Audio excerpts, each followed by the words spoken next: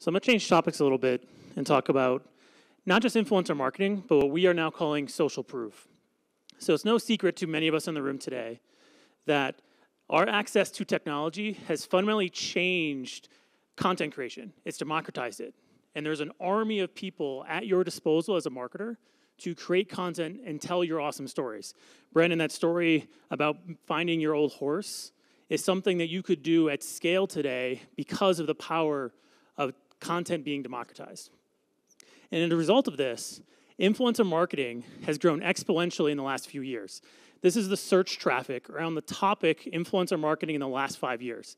And it is now more powerful or more popular than social media marketing, inbound marketing, email marketing, search engine marketing. If I put digital marketing on there, if I put programmatic marketing on there, it's the #1 growing tactic there is. And Instagram, just last month, came out with a blog post that said 68% of the people that come to Instagram every day come to interact with creators. They go there to find influencers, not brands, creators. Not their friends, creators. And on top of that, 34% of people who come on to Instagram every day have made a purchase because of a blog post or an influencer post in the last 30 days. And through our work with Kroger, we've actually learned that 40% of grocery shoppers, when they're in the aisle, pull up a blog with a recipe on Pinterest to buy those ingredients. It's not really that surprising. Edelman's been doing this trust barometer for a number of years, and a person like yourself continues to be one of the most trusted sources of information around a brand. But many of us in this room have built amazing marketing stacks around how to talk to a consumer as a brand and listen to that consumer and then tell their story back to them. But not many of you have a full stack to leverage consumers to talk to other consumers. And that's important because today the individual is more powerful than any of your brands. And these consumers are influencers who are defining your brands, whether you like it or not. Now, many of you are leaning into that, as Brandon pointed out, which is great. But as Pepsi found out, we live in a world now where one person with 50,000 Twitter followers can have significant impact on your brand. And Brad found out after running that ad commercial around Kendall Jenner and had a bunch of folks on Twitter blow up about it because they didn't test the thesis with influencers. Now, other brands that are going direct to consumers are leaning into this trend. Revolve, who just went public last month, mentioned influencer marketing 70 times in their IPO filing. So digitally native brands are leaning into the power of influencer marketing and social proof, more so than legacy brands, and it's paying off in a lot of ways. Revolve has over 12 people dedicated to influencer marketing in-house today. So the way I think about social proof is that what consumers are saying online is now more powerful than anything you're going to say, even if you're saying it in their voice, because it's coming from a trusted source. And someone who's really good at this is Amazon. Amazon has, over the last few years, call it 5 to 7, built an integrated social proof strategy with 6 distinct programs that they use in combination with one another to drive amazing results. And they've done this in a pretty stealthy way. Not many of marketers that I'm talking to know about all these dimensions of Amazon. Many of us here are probably Prime members. Raise your hand if you're a Prime member. Yeah, right. That's the entry point into their social proof strategy. But they have affiliate programs, they have influencer programs, they have ratings and reviews programs, all under this umbrella.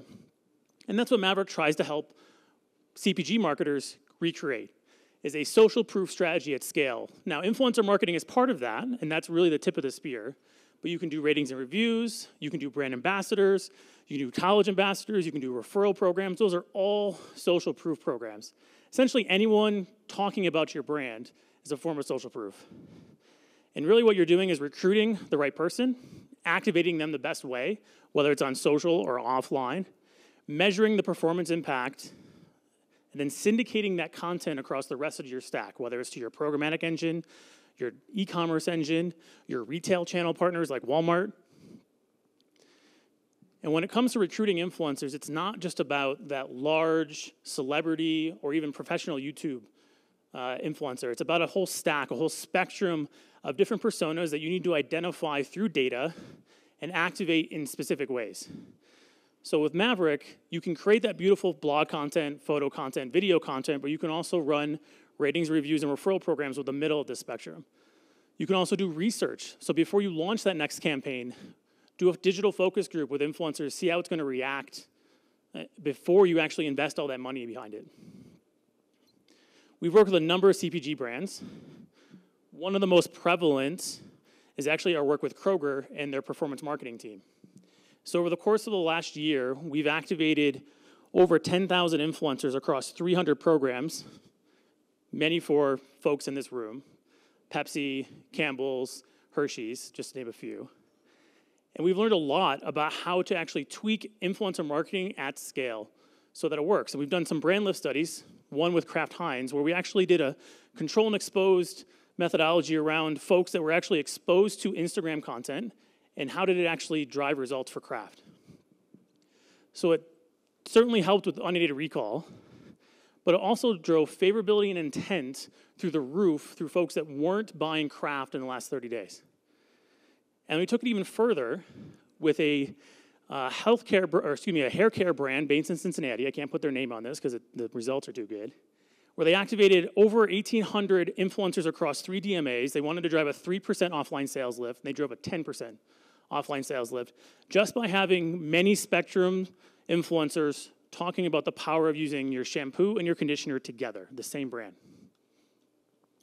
We've also seen chocolate brands repurpose influencer content on their e-commerce site and drive e-commerce rates, conversion rates, up by 30%, just because the photo of their product is from an influencer, not from their creative agency.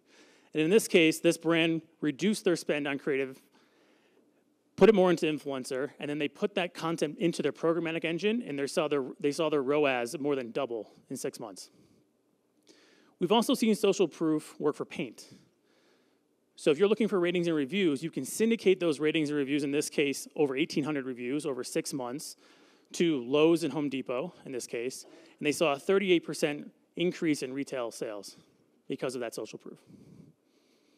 So if you're here today or tomorrow, I'd love to talk about how you're thinking about social proof in your brand, because I do believe the brands of the future need to lean into consumer-to-consumer social proof, not just your programmatic ad stack to talk to the brand or to consumers directly.